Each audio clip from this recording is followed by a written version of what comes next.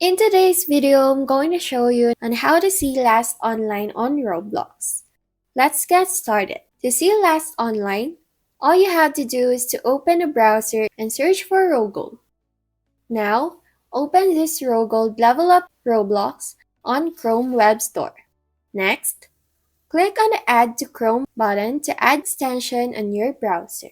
Click Add Extension in the pop-up. Once done adding the extension, then you can close it and move back to Roblox homepage. Next, reload or refresh the Roblox website. After that, let's check a friend. When was that friend goes online?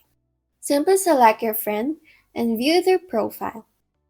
Once you're at the profile page, then scroll down to the bottom and you'll see the last time that friend goes online.